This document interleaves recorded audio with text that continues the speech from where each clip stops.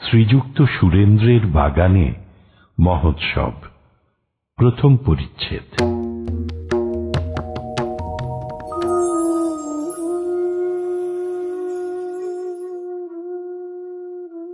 আজ ঠাকুর সুরেন্দ্রের বাগানে আসিয়াছেন। রবিবার ২রা আষাঢ়, জ্যৈষ্ঠ মাসের কৃষ্ণা ষষ্ঠী তিথি, ১৫ই জুন ১৮৮৪ খ্রিস্টাব্দ। ঠাকুর সকাল ৯টা হইতে ভক্ত সঙ্গে আনন্দ করিতেছেন। সুরেন্দ্রের বাগান কলিকাতার নিকটস্থ কাঁকুরগাছি নামক পল্লীর অন্তর্গত। নিকটেই রামের বাগান, যে বাগানে ঠাকুর প্রায় ৬ মাস পূর্বে শুভাগমন করিয়াছিলেন। আজ সুরেন্দ্রের বাগানে মহোৎসব। সকাল হইতেই সংকীর্তন আরম্ভ হইয়াছে। কীর্তানিয়াগণ মধুর গাহিতেছে। গোপীদিগের প্রেম, শ্রীকৃষ্ণ বিরহে শ্রীমতীর শোচনীয় অবস্থা সমস্ত বর্ণিত হইতেছিল। ঠাকুর মুহুর্মুহু ভাবাবিষ্ট হইতেছেন। ভক্তগণ উদ্যান গৃহ মধ্যে চতুর্দিকে কাতার দিয়া দাঁড়াইয়া আছেন। উদ্যান গৃহ মধ্যে প্রধান প্রকোষ্ঠে সংকীর্তন হইতেছে।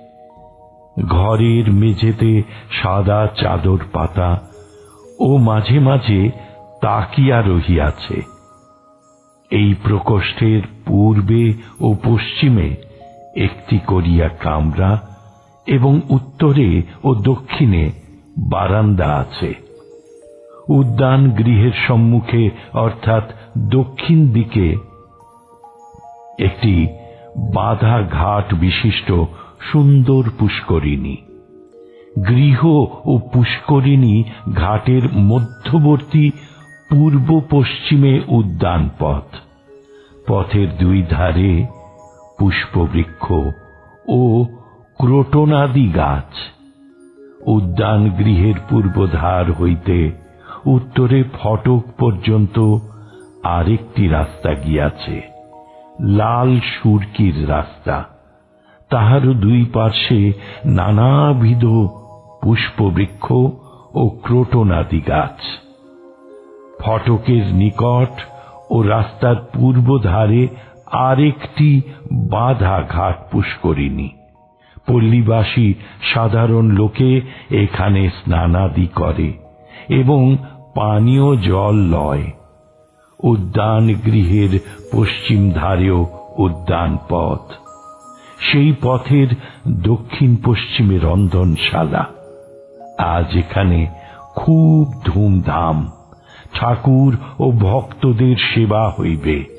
সুরেশ ও রাম সর্বদা তত্ত্বাবধান করিতেছেন।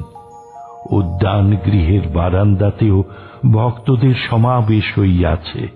কেহ কেহ একাকী বা বন্ধু সঙ্গে প্রথমোক্ত পুষ্করিণীর ধারে বেড়াইতেছেন। কেহ কেহ বাঁধা ঘাটে মাঝে মাঝে আসিয়া বিশ্রাম করিতেছেন। সংকীর্তন চলিতেছে। সংকীর্তন গৃহ মধ্যে ভক্তের জনতা হইয়াছে। ভবনাথ, নিরঞ্জন, রাখাল, সুরেন্দ্র, রাম মাস্টার, মহিমাচরণ ও মণিমল্লিক ইত্যাদি অনেকেই উপস্থিত। অনেকগুলি ব্রাহ্মভক্ত উপস্থিত। মাথুর গান হইতেছে। কীর্তনিয়া প্রথমে গৌরচন্দ্রিকা গাহিতেছেন। গৌরাঙ্গ সন্ন্যাস করিয়াছেন। কৃষ্ণ প্রেমে পাগল হইয়াছেন। তার অদর্শনে নবদ্বীপের ভক্তেরা কাতর হইয়া কাঁদিতেছেন।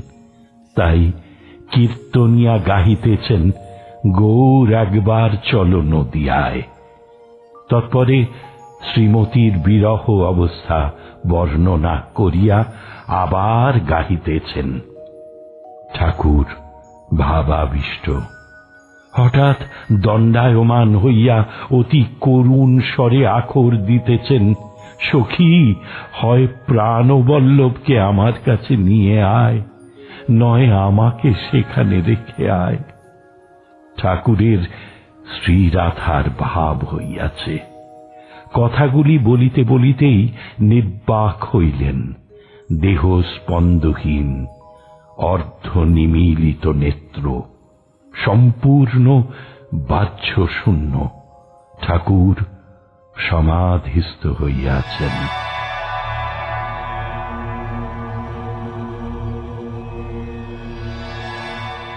অনেকক্ষণ পরে প্রকৃতিস্থ হইলেন।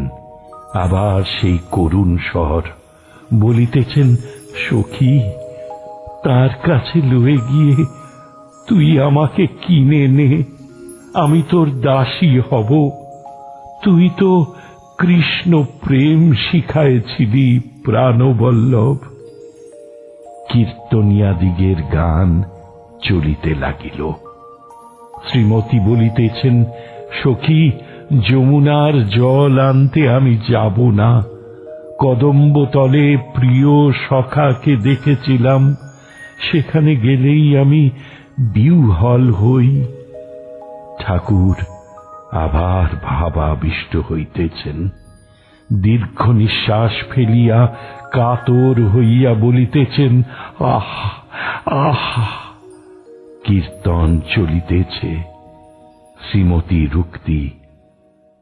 গান হইতেছে, শীতল তুচ্ছ অঙ্গ হেরি, সঙ্গ সুখ লালসে। মাঝে মাঝে আখর দিতেছেন, না হয় তোদের হবে, আমায় একবার দেখা গো। ভূষণের ভূষণ গেছে, আর ভূষণে কাজ নাই। আমার সুদিন গিয়ে দুর্দিন হয়েছে, দুর্দশা দিন কি দেরি হয় না। ঠাকুর আখর দিতেছেন, সে কাল কি আজও হয় নাই। কীর্তনিয়া আখর দিতেছেন, এত কাল গেল, সে কাল কি আজও হয় নাই। কোথায় গোপীজন জীবন প্রাণবল্লভ। এই কথা শুনিয়া ঠাকুর সমাধিস্থ হইলেন। কীর্তনান্তে কীর্তনিয়ারা উচ্চ সংকীর্তন করিতেছেন। প্রভু আবার দণ্ডায়মান, সমাধিস্থ, কতক সংজ্ঞা লাভ করিয়া অস্ফুট স্বরে বলিতেছেন, কৃষ্ণ কৃষ্ণ। ভাবে নিমগ্ন, নাম সম্পূর্ণ উচ্চারণ হইতেছে না। রাধা কৃষ্ণের মিলন হইল। কীর্তনিয়ারা ওই ভাবের গান গাইতেছেন।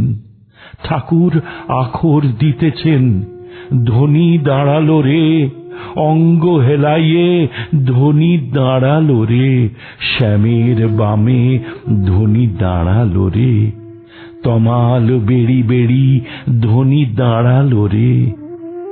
এইবার নাম সংকীর্তন।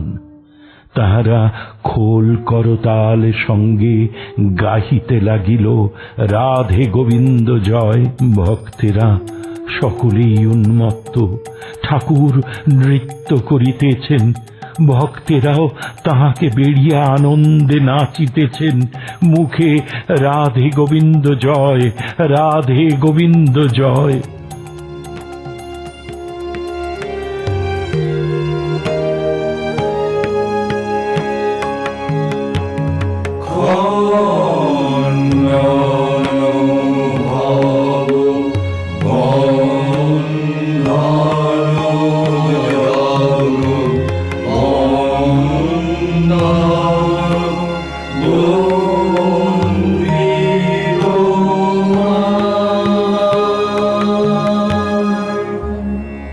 ঠাকুর ও মায়ের চরণে আপনাদের সবার মঙ্গল কামনা করি। লাইক করুন, শেয়ার করুন অন্যকে দেখার সুযোগ করে দিয়ে পুণ্য লাভ করুন। আর সাবস্ক্রাইব করুন, বেল আইকন পুশ করুন, যাতে আমাদের পরের নিবেদনের খবরটি আপনার কাছে পৌঁছয় সবার আগে। অমৃত কথন এই অনুষ্ঠানের আঙিনা থেকে আপনাদের সবার সুখ, শান্তি, সমৃদ্ধি কামনা করে বলি হরি ওম রামকৃষ্ণ।